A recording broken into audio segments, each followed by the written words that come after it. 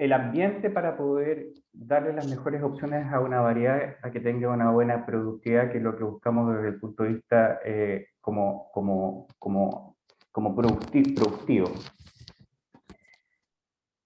Entonces, primero que todo, es importante considerar que el ambiente en el cual se desarrolla una planta contiene un conjunto de factores que pueden ser físicos, químicos, bióticos, interacción entre distintos insectos, entre las mismas plantas vecinas, que van a generar una condición de desarrollo que puede ser propicia o negativa para una planta.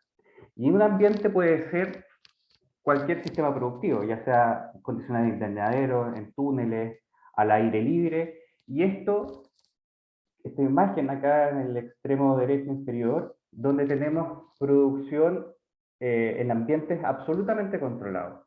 En este tipo de ambiente, nosotros potenciamos el desarrollo de la planta entregándole todas las condiciones para que la planta se sienta confortable y pueda desarrollarse, ¿ya? Si bien es cierto, el mejoramiento genético nos permite desarrollar variedades con características deseadas, es un proceso largo, es un proceso complejo, en el cual interacciona mucho el genotipo, la genética de la variedad que estamos desarrollando con el ambiente, y como sabemos el ambiente cambia todos los años, ¿ya? Siempre hay al menos algún factor que cambia, por lo tanto cada año es distinto, por lo tanto esperamos que la variedad se adapte a esos cambios. Actualmente se busca potenciar el mejoramiento, pero desde el punto de vista de entregarle todas las condiciones a la planta para potenciar su potencial productivo, su genética productiva. Entonces, el ambiente sí tiene un rol importante en la productividad de cualquier especie hortícola. Y las plantas son capaces de sensar el ambiente en el cual están. Las plantas son capaces de saber si los días, las horas de la oscuridad de la noche son más largas o más cortas, son capaces de sensar la cantidad de radiación que está llegando sobre sus hojas, la calidad de la radiación en términos de los colores que están llegando, que tienen distintas incidencias en el desarrollo de la planta, a través de pigmentos o proteínas que son sensibles a los cambios en la intensidad lumínica. Y sensan principalmente la humedad ambiental, las temperaturas ambiente, el viento, y lo que nosotros no vemos que está bajo el suelo, sensan la estructura, la textura, la disponibilidad hídrica, las temperaturas del suelo y la profundidad del suelo. En conjunto, todas estas variables van a permitirle a la planta poder desarrollarse. Ah, buena. ¿Aló? Entonces, el ambiente sobre el suelo genera una demanda de humedad. Y esa demanda de humedad está suministrada por las características del suelo y la disponibilidad hídrica. Entonces, la planta tiene que estar suministrando a la demanda ambiental principalmente agua a través de la transpiración y la evaporación. La transpiración está directamente relacionada con la capacidad fotosintética. Mientras más transpira una planta, la planta va a estar haciendo más fotoasimilados y materia seca, y eso se traduce en desarrollo y crecimiento, y eso es sumamente importante, y nosotros lo que queremos es que la planta haga más fotosíntesis. En términos de la tasa de crecimiento, estos factores, que siempre van a estar en conjunto, si en este caso lo podemos ver como un factor único, por ejemplo la temperatura ambiental, si estos factores están en una condición de baja, por ejemplo, temperatura o un exceso de temperatura, van a generar un desarrollo negativo en la planta, porque la planta no va a ser capaz de generar estos fotoasimilados y poder crecer. Por lo tanto, nosotros siempre tenemos que apuntar a que la variedad que estemos trabajando esté en las condiciones lo más favorable posible.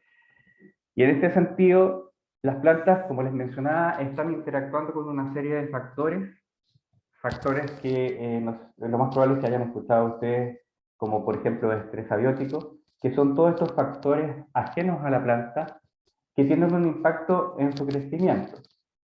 Hablamos de estrés abiótico cuando, en términos generales, la planta ve reducido su desarrollo. ¿Ya? Es un término bastante genérico que involucra una serie de ajustes de la planta para poder tratar de continuar creciendo y finalmente generar las semillas para poder trascender. Eso es lo que quiere la planta, generar las semillas. Entonces, por ejemplo, cuando estamos en verano y si tenemos una variedad de lechuga que es sensible a las altas temperaturas y se sube, la planta censó, que estaba en un ambiente no favorable para su desarrollo y apuró su ciclo vegetativo, pasó a su etapa reproductiva para poder trascender. Generó lo más rápido posible semillas y poder trascender. Eso para la planta es óptimo, en el sentido de que se está arrancando de esta condición de estrés y está generando la posibilidad de tener progenie a través de las semillas. Sin embargo, desde el punto de vista productivo, para nosotros es muy negativo porque no podemos vender ese tipo de lechuga. Entonces, ¿qué factores son los más típicos que afectan a la productividad? Las temperaturas bajas o temperaturas altas, la cantidad de disponibilidad hídrica del suelo, el déficit de presión de vapor y aspectos nutricionales del suelo. Todas estas condiciones generalmente están en conjunto, nunca están en producción bajo condiciones no controladas, nunca están como factores únicos. Siempre hay un estrés, por ejemplo, el estrés lumínico. Generalmente las plantas están expuestas a una condición de luz en el periodo de primavera-verano que supera su capacidad para utilizarla en la producción de fotoasimilados. Si además de tener este exceso de radiación que se da naturalmente en el ambiente, tenemos baja disponibilidad hídrica o altas temperaturas, se están conjugando dos factores de estrés que están limitando nuestra productividad. Y aunque a lo mejor nosotros veamos que tenemos un producto que vamos a poder cosechar, tenemos que tener siempre en consideración que estamos perdiendo productividad, ya sea en términos de peso fresco, de peso seco, de número de hojas, etc. ¿Cómo podemos cuantificar ese impacto negativo?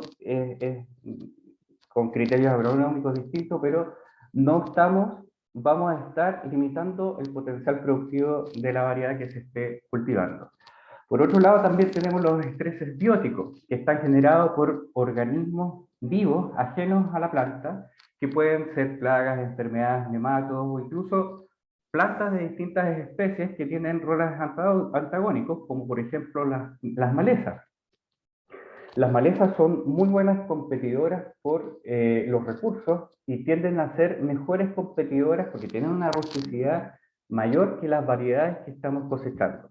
Ahí tenemos un claro ejemplo de interacción de estrés abiótico con otro tipo de planta.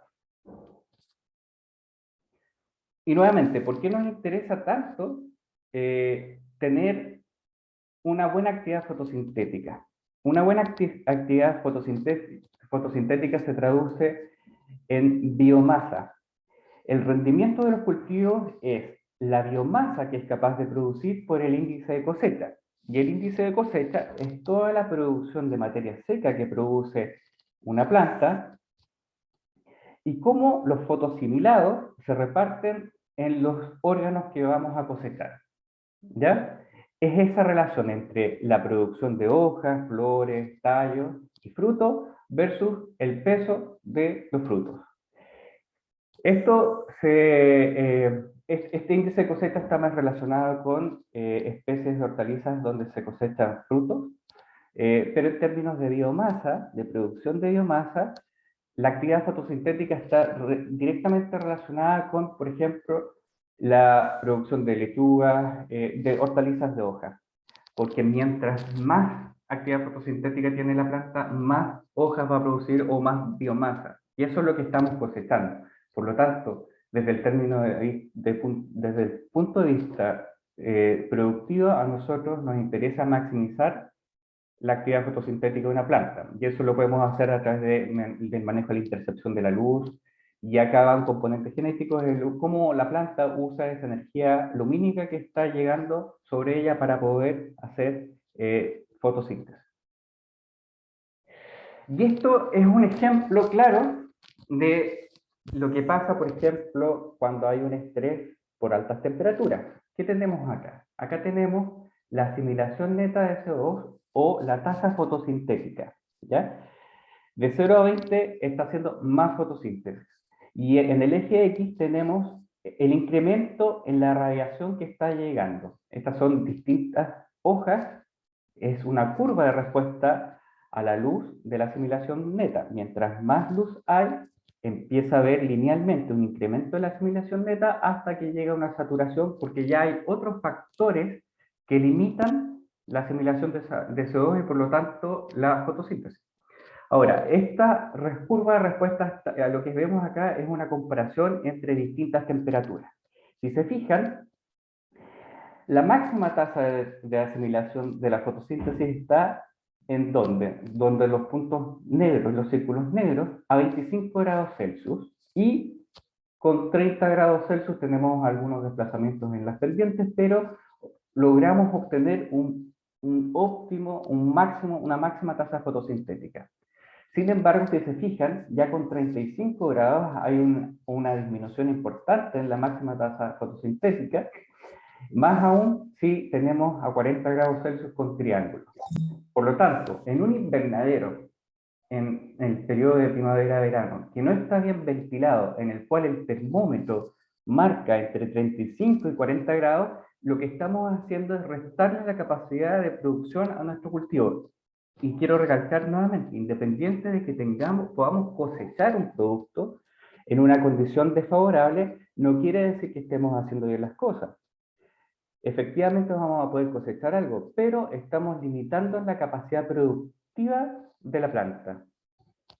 Por el contrario, si tenemos 20 grados Celsius, si se fijan, el círculo en blanco está muy junto a los 40 grados Celsius. Podríamos hablar de una planta que está en condiciones ya de otoño-invierno, donde dentro de los invernaderos había algunos días que alcanzamos 20 grados Celsius.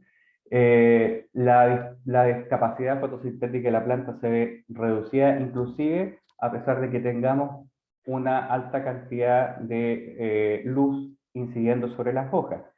Las plantas tienen un óptimo de crecimiento con alrededor de entre 200 y 600 micromoles.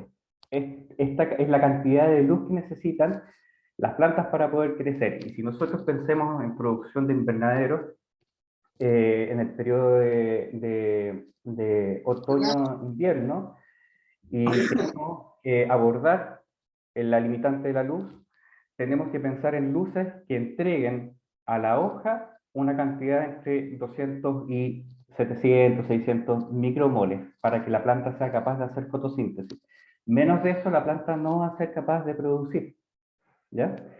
Esta figura es súper importante porque nos marca la pauta para la producción de distintas especies hortícolas. Independiente que interactúen distintos factores, las plantas lo que más necesitan es luz, temperatura, disponibilidad hídrica. Estas son hojas en condiciones controladas, con estas temperaturas, con buena disponibilidad hídrica y con buen soporte de luz.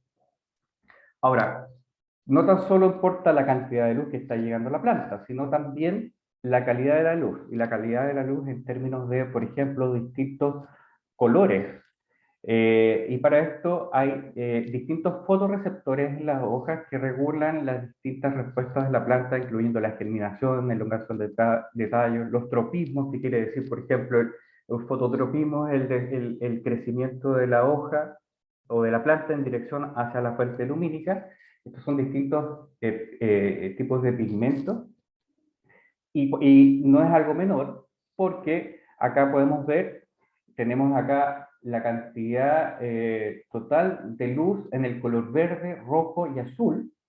Las barras blancas indican el periodo de primavera-verano y las barras negras indican el periodo de otoño-invierno.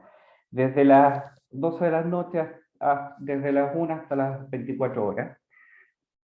Y como podemos ver, hay una reducción importante de la luz roja y azul en el periodo de otoño-invierno, las barras negras. Y esto no es menor, porque las hojas de todas las plantas utilizan principalmente luz roja y azul para poder crecer.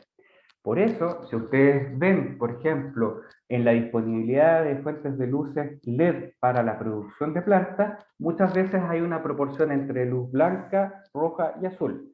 La luz roja la utiliza de mejor manera para la actividad fotosintética en comparación a la luz azul, que es un poco más energética y que genera un poco también una limitante en la actividad fotosintética de las plantas. Ahora, en términos de la respuesta de la planta, la respuesta estomática, la apertura del estoma que regula la transpiración, como les mencionaba anteriormente, mientras más transpiración tiene una planta, más fotosíntesis va a estar haciendo.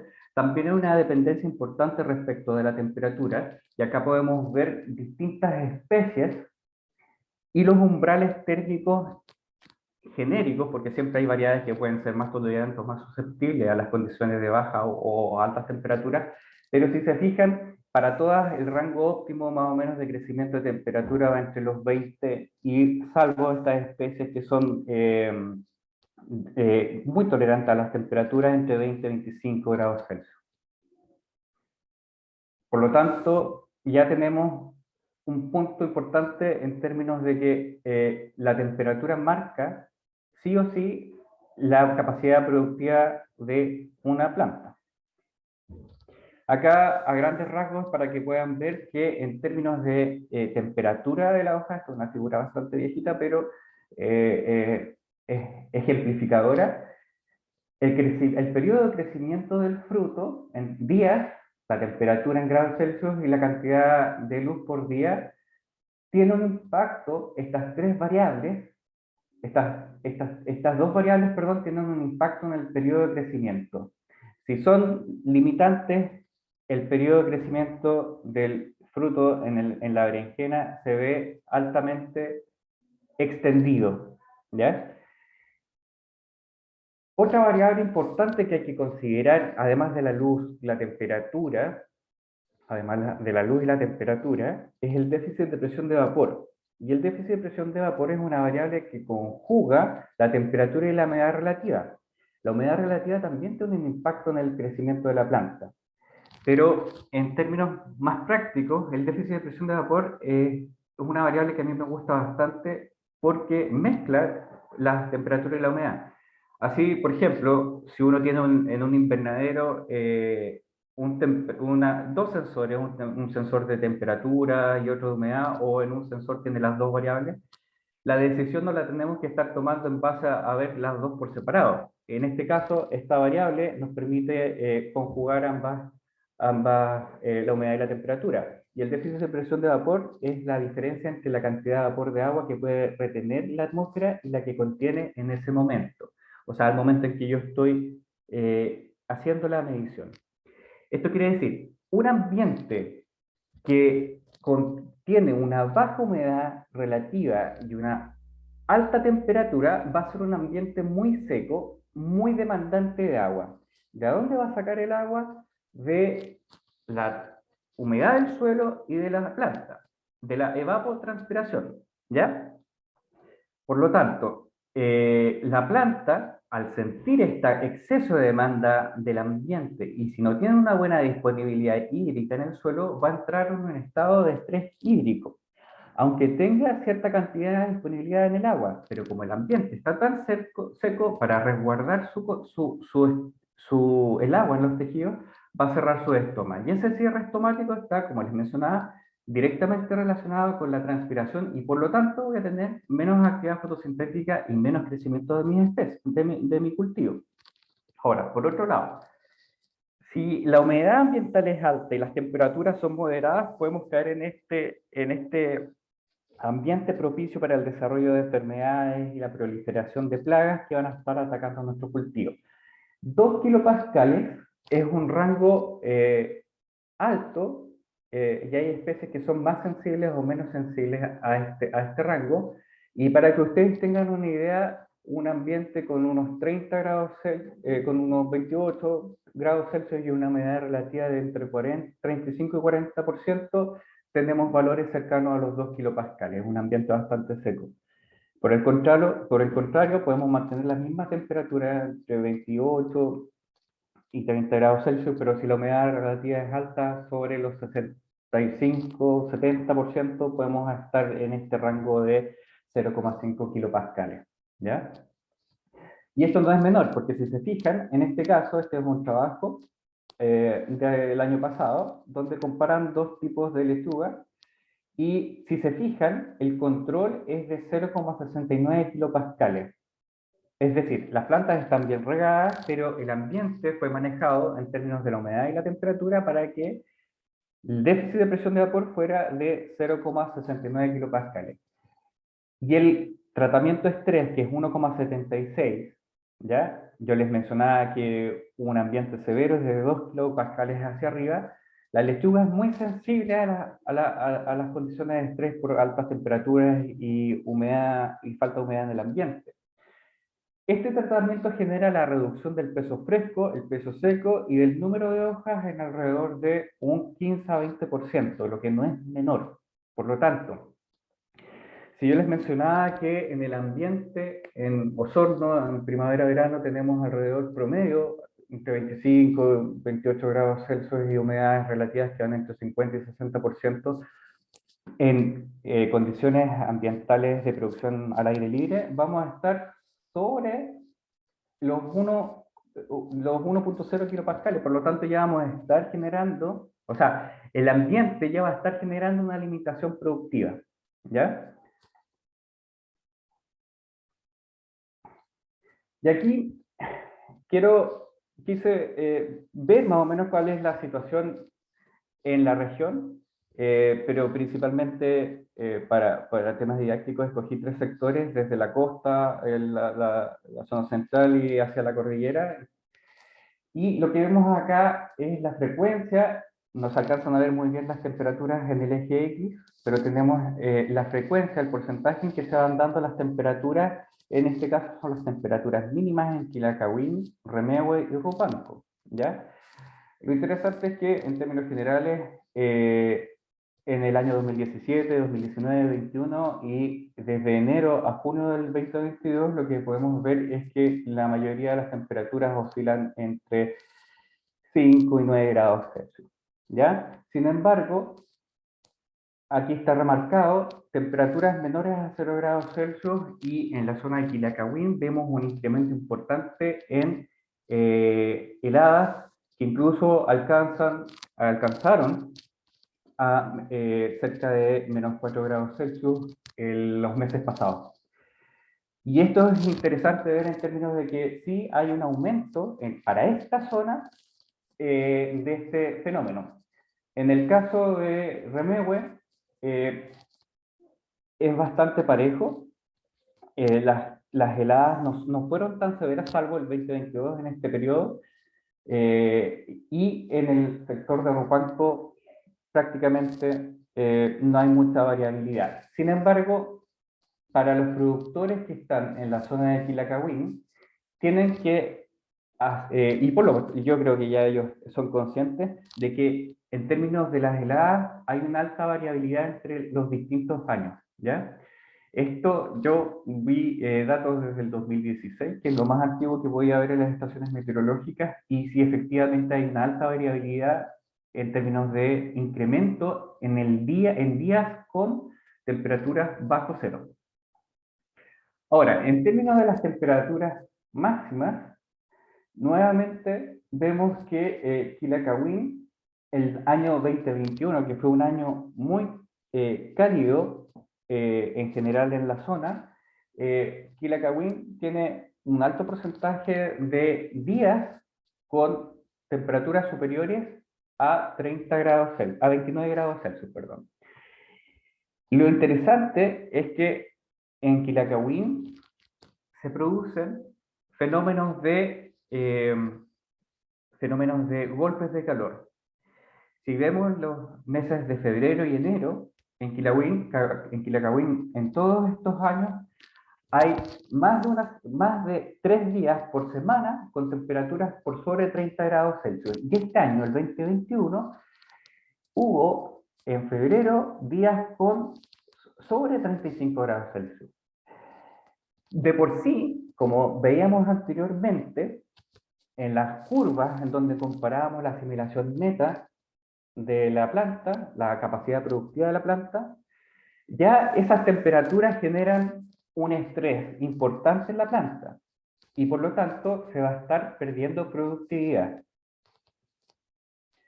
En Remegue, la incidencia de temperaturas sobre 30 grados Celsius es bastante baja. Sin embargo, podemos ver nuevamente que el 2021 también hubo un incremento en las temperaturas mayores a 30 grados en el mes de febrero, fue esto. Y Rupanco, muy pocos días con mayores a 30 grados Celsius. En términos del déficit de presión de vapor, si nos fijamos en general en estas tres zonas, no hay un déficit de presión de vapor importante sobre 2 kilopascales, y lo que llama la atención es que en Quilacagüín, a pesar de que hubo días con mucho calor, sobre 30 grados Celsius, en todos estos años que estoy presentando acá, la humedad relativa, que fue de entre 65 y 70%, permitió aplacar el efecto de la demanda atmosférica de muy buena manera. Por lo tanto, en esta zona, en particular, en Quilacagüín, los agricultores tuvieron eventos importantes de estrés térmico, ¿ya? Ahora, si no tenían disponibilidad hídrica para poder regar en ese periodo, se conjugan dos variables importantes que van a tener un impacto negativo en la productividad de las plantas, ¿ya? Porque la planta, por un lado, va a tratar de protegerse de esas condiciones, y al protegerse de esas condiciones, va a dejar de hacer fotosíntesis y de crecer.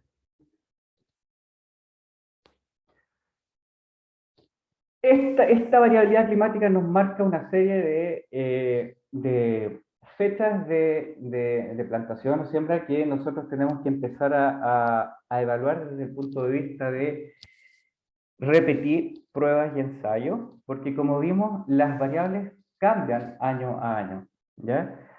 Las recetas ya no pueden servir en términos de decir, ya, este año yo sembré tal fecha, tuve buena productividad, el año pasado, el año que viene, vuelvo a sembrar en esa fecha, pero no tengo los mismos resultados. La variedad es mala. No, lo que pasó fue que el ambiente cambió. ¿Qué cambió? Es lo que tenemos que empezar a ver y ahí asociarlo al comportamiento de la variedad. ¿A qué responde más la variedad? Y bueno, hay distintas, estos son para variedades para el periodo de primavera, de otoño-invierno, perdón, en términos generales, que más se utilizan acá en la zona de Osorno y que en general algunos agricultores recomiendan y siempre están cultivando estas variedades que son de primavera-verano y otoño-invierno, pero hay algunos agricultores que comentan, no, a mí me resulta, pero en esta parte del lago Ranco no, ya no tengo el mismo efecto, no veo lo mismo. Entonces, ¿a qué voy con esto? Bueno, primero que todo, nuevamente, los rangos óptimos de crecimiento de las especies, distintas especies hortícolas son bastante acotados, y en términos de promedios generales, no estamos viendo las temperaturas máximas, en las regiones, los ríos y los lagos están oscilando entre 28 y 25 grados Celsius. Por lo tanto, ya son un poco más de los óptimos de crecimiento generales. Y podemos ver nuevamente acá, como el ejemplo que les mencionaba anteriormente, la lechuga es bastante sensible al déficit de presión de vapor. O sea, corre como 37 según los rangos óptimos descritos en términos generales, pueden haber variedades más tolerantes. La lechuga es muy sensible a esta condición de falta de humedad en el ambiente y alta temperatura, y especies como el pimentón tienden a tolerar mucho mejor estas condiciones de ambiente más demandantes y podrían eventualmente adaptarse bien a esta variabilidad climática que tenemos en esta zona. y de hecho se adaptan bien porque son producidas. Ahora, ¿qué es importante? Conocer bien las variedades, porque si sabemos que el ambiente cambia, y el ambiente va a ser siempre distinto, porque puede ser la temperatura máxima o las temperaturas mínimas que sean mucho más severas un año, las variedades tienen esta condición de ser plásticas. Este es un concepto que se ocupa en la caracterización fisiológica, pero también productiva, porque el rendimiento es un criterio de selección. Hay variedades que son más plásticas a los cambios en el ambiente. Acá tenemos, por ejemplo, dos variedades que no son plásticas al ambiente, siempre van a producir, a modo de ejemplo, siempre van a producir de forma similar, ¿verdad? Acá tenemos dos variedades que son muy plásticas, cambian mucho, si tienen un aumento en las condiciones favorables van a tener un aumento en la productividad. Tenemos plasticidades opuestas y plasticidades contrarias, ¿ya? Lo ideal siempre, y acá el trabajo de los agricultores es súper importante porque los agricultores van siempre probando variedades, fechas de siembra, y las fechas de siembra están muy relacionadas con los cambios de las condiciones de temperatura, humedad, etcétera, en los distintos meses y que tienen una incidencia en el ciclo productivo. Por lo tanto, los agricultores llevan recopilando algo de información respecto a las variedades. Nosotros tenemos acá en Malalhue, en la zona de Malalhue, una unidad demostrativa con manejo agroecológico, donde efectivamente se está probando esto de las fechas de siembra en las bráficas. Hicimos una plantación tardía, y aquí les voy a mostrar un ejemplo en términos a priori de lo que hemos estado viendo.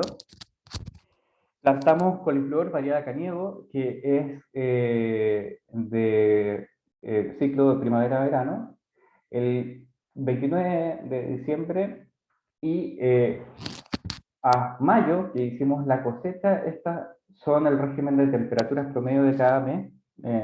Como les menciono, el promedio es medio mentiroso, no muestra los máximos ni las mínimas, pero desde que fueron trasplantadas, pudimos ver, las plantas estuvieron expuestas a granizo, a dos o tres heladas severas en la zona de Malalhue. Sin embargo, el inicio acá tenemos esto en términos de la acumulación de grados días para el coliflor, utilizando una temperatura base de crecimiento de 4,5 grados. Esta información de los grados días acumulados por mes nos permite poder asociar la cantidad de grados días en los cuales la planta va a utilizar las temperaturas para poder desarrollarse y pasar de una fenología a otra hasta la cosecha. Y podemos ver que ya en enero y febrero, desde el trasplante, acá se ve el efecto de la granizada que tuvo en este mes. Ya se había iniciado el desarrollo de la pella. El 27 de abril ya estaba visible, ya está con mayor desarrollo, y las pellas fueron cosechadas el 3 de mayo. Tenían un diámetro de entre 15 y 25 centímetros, color bastante uniforme, no tuvimos problemas o muy poco, de esta coloración café rojiza que se pone sobre la pella, y tuvieron un peso aproximado de 500 gramos. En términos generales, esta plantación para la zona, y eso es lo que queríamos confirmar, fue muy tardía, alrededor de un mes y medio más tarde. Y si vemos, comparamos la línea segmentada, es el periodo 2022 donde cosechamos, desde el 2019 al 2021, la acumulación de grados días en enero y febrero hasta marzo, la plantación en términos generales que hicimos en el 2022 está bastante bien, porque la planta alcanza a generar fotosimilados para poder desarrollar el órgano que vamos a cosechar, y de buena calidad además. Ahora, en términos de manejo de las condiciones de los invernaderos, es súper importante considerar variables como la cara, donde está recibiendo mayor cantidad de luz el invernadero, porque en el periodo de invierno es lo que nos va a permitir generar un mayor flujo de energía y tener temperaturas óptimas en el periodo de otoño-invierno para poder desarrollar nuestros cultivos dentro, el manejo de la humedad relativa, ¿ya? Y las condiciones lumínicas son ya más complejas de manejar, eh, en términos de que podemos tener una unidad que recolecte buena cantidad de radiación dentro del día, pero igual si podemos suplementar esa energía con fuentes de luces artificiales, vamos a estar ayudando mucho más a nuestros cultivos a tener un buen desarrollo, podríamos ganar mucha más precocidad y mejores cosechas.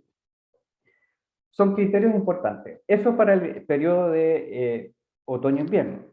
Y para el periodo de primavera-verano, también es muy importante el manejo de las temperaturas, porque lo que hemos visto es que los agricultores mantienen perdón, la ventilación. Los agricultores mantienen muy cerrados los invernaderos por distintos factores, lo que genera, como les mencionaba, este aumento de las temperaturas por sobre los niveles críticos de una planta que podríamos decir están alrededor de los 30 grados Celsius. Muchos invernadero con 35 o 40 grados Celsius. Temperaturas que son muy limitantes para el desarrollo de la planta. Por lo tanto, acá es cuando los criterios de temperatura, humedad relativa y déficit de presión de vapor son importantes para la toma de decisiones de los manejos en el invernadero. En los microtúneles pasa algo lo mismo. La ventilación es un punto importante, pero en el periodo de primavera, de otoño-invierno, estamos ganando un poco más de temperatura y proteger los cultivos de las heladas. Ahora, respecto de los invernaderos, hay un proyecto que se está desarrollando en línea a lo largo de Chile, que se llama Smart Agriculture, y lo que busca es caracterizar los distintos invernaderos desde el norte al sur de Chile, utilizando estos sensores que tienen temperatura, luminosidad y humedad relativa, con el fin de poder caracterizar estos invernaderos en las distintas zonas, de acuerdo a cada una de las realidades de las zonas productivas, que puedan permitir al agricultor, a través del monitoreo, con estos sensores ubicados en distintas zonas del invernadero, caracterizando la variabilidad dentro del invernadero que existe, le va a permitir al agricultor tomar decisiones. Decisiones como, por ejemplo, regar más, regar menos, ventilar. Y más aún, por ejemplo, estas son las temperaturas máximas promedio desde febrero, marzo, abril, mayo, junio, para sensores que se ubicaron a distintas alturas y estos a 60 centímetros fueron ubicados en dos extremos del invernadero, ¿ya? Si se fijan, desde febrero a marzo no hay mucha diferencia entre la temperatura promedio máxima a la altura de unos 75 y 60 centímetros A. Pero en marzo, la altura 60 centímetros B, que está a la cara sur poniente del invernadero, tenemos diferencias importantísimas. Y estas diferencias, acá, bueno, en mayo, junio hubo un problema con el sensor, pero no tenemos esos datos, pero lo importante es que ya en marzo pudimos ver que en marzo y abril esa zona tiene menos temperatura, lo cual nos va a condicionar todos los cultivos que tengamos a ese lado. Los agricultores que nos cedieron la posibilidad de trabajar en sus invernaderos a ese lado tenían acelgas, Y si lo pensamos ya para el periodo de otoño-invierno, la disponibilidad de temperaturas en comparación al lado opuesto va a ser mucho menor, por lo tanto ese lado va a tener un retardo en el desarrollo de las plantas.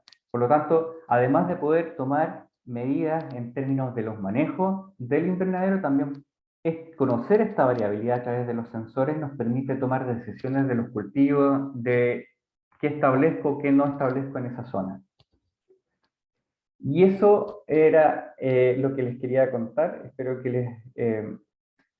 les haya sido de provecho esta charla en términos de las variables ambientales y el desarrollo de las plantas. Muchas gracias. Muchas gracias a ti, Félix, por habernos traído esta charla en el día de hoy. Vamos a dar paso a las consultas. Ya tenemos algunas vía chat, así que vamos a comenzar a leer. Por aquí tengo algunas. Dice Catherine Rojas, tengo una duda. Cuando la planta se sube rápido y semilla, ¿esas semillas tendrán las mismas características de la planta madre y no servirán, y no servirá esa semilla? Pregunta él. Eso sí, tiene un trasfondo importante. Eso se llama epigenética. A veces las plantas en su proceso de adaptarse a una condición de estrés gatillan una serie de mensajes en términos de expresión de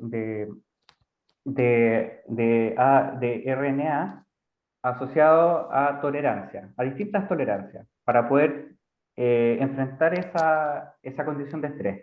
Y esa información puede pasar a la semilla. Eso está estudiado. Sin embargo, medir ese efecto es complejo. Decir que esta semilla tiene este efecto epigenético de que pudo adquirir esta tolerancia a la planta es complejo en términos de medirlo, pero sí están los estudios que avalan eso. Perfecto. Cuando estabas en una de tus primeras diapositivas sobre el efecto de la temperatura, Sigrid comentaba a qué cultivo se referían esas medidas. Esas medidas, sí, esas medidas en frutales, pero en plantas C3. Y las hortalizas en términos generales, la mayoría son plantas CT. Y las plantas CT son sensibles a las altas temperaturas porque dejan de hacer fotosíntesis y hacen más fotorrespiración. Por lo tanto, el balance de carbono es negativo para la planta y la planta deja de crecer. Es súper importante que, por ejemplo, tomates, lechugas, cilantro, perejil, son plantas CT y estos umbrales térmicos de sobre 30 grados Celsius les afectan directamente en la capacidad fotosintética y por lo tanto en la productividad. Perfecto. Juan Sebastián Muñoz dice, atendiendo a las variabilidades del ambiente, ¿existen estudios que consideren el uso combinado de promotores de CO2, luces LED y bioestimulantes para proteger de estrés térmico como el silicio? Estudios hay muchos que combinan distintos factores. Me imagino que bioestimulantes junto con el manejo de luz y otras prácticas no he visto, pero tiene que haber. Sin embargo, por ejemplo, en términos de los bioestimulantes, nosotros utilizamos bioestimulantes en base a algas para poder enfrentar 3 periodos de heladas fuertes que hubo en Malargüe. Y en términos, por ejemplo, de esa imagen que les mostraba acá, donde los coliflores están bastante dañados por la granizada, el uso de bioestimulantes fue una muy buena alternativa para poder lograr la cosecha de los productos. Pero sí, hay efectos combinados, cuesta más identificar cuál de ellos tiene el mayor impacto en el desarrollo de la planta, pero sí, hay estudios. Perfecto. Estaba viendo si hay más consultas, parece que no. Si es que tienen alguna en el tintero, háganla ahora ya, porque vamos a ir terminando la sesión. Les agradecemos a todos por estar con nosotros hoy día, pero especialmente al doctor Félix Estrada de INEA Remegue. Él es especialista en horticultura, está hace muy poco en el Centro de Investigaciones, así que seguramente pronto vamos a tener ahí algunas otras invitaciones, Félix, para que puedas participar, digamos, con otros temas también en nuestras charlas. Por acá había otra consulta, dice, a ver si... Juan nos acota, dice, ¿los aminoácidos funcionan bien también? Referido ¿Perdón? a la ¿Cómo? consulta, si los aminoácidos funcionan bien también, referido a la consulta que te hacía sobre la variabilidad del ambiente. Es que los bioestimulantes en general tienen una serie de cosas, y entre esas cosas hay aminoácidos. Los efectos directos de cuál de los aminoácidos de repente cuesta, o en la literatura en términos generales cuesta identificar cuál es el que está teniendo el mayor efecto, porque los bioestimulantes vienen de una serie de elementos que en conjunto sí se ve que tienen un efecto en darle un chance a la planta de poder seguir adelante. Muy bien. Bueno, con eso ya cerramos. Nos estaban consultando también por chat si va a estar disponible la charla por nuestro canal YouTube. Sí va a estar disponible durante esta semana. Yo creo que ya a partir de mañana vamos a tener las dos sesiones, esta y la pasada. Así que búsquenla, porque entiendo que algunos habían tenido algunas intermitencias ahí para conectarse, cosas que pasan en nuestro mundo rural, que de repente no tenemos tan buena conexión, pero estamos haciendo todo lo posible por seguir manteniendo esta plataforma y esta conexión, digamos, los martes, porque entiendo que sí, digamos, hay muchas personas a las que les sirve y que pueden conectarse. Por aquí nos están dando algunos saludos. Te dan las gracias, Félix, por esta charla, por la presentación. Les quedó todo muy claro, dicen. Así que, bueno, gracias a ustedes por estar una vez más con nosotros y repetimos los agradecimientos para Félix. Muchas gracias. Por supuesto, cuando tengas alguna información importante de tus investigaciones, datos de resultados que consideres que es muy bueno compartir con los productores y agricultores, también con los equipos técnicos, las puertas están abiertas, así que mantengamos esta comunicación, Félix. Muchas Muchas gracias gracias. a ustedes por haberme invitado y que tengan bonita semana. Que estén bien. Muy bien. Y bueno, para todos los que se conectaron hoy día y están interesados en el cultivo y el manejo de la papa, para la próxima semana vamos a estar con el doctor Patricio Sandaña de la Universidad Austral de Chile, así que les va a estar llegando también las invitaciones para esa sesión. Escríbanos y estén atentos también a nuestras redes sociales. Vamos a estar ahí siempre invitándonos y vamos a estar también avisando cuando ya estén disponibles las charlas ya en nuestro canal YouTube. Que tengan una muy bonita jornada. Nos estamos viendo. Cuídense Adiós. harto. Chao. Chao, chao.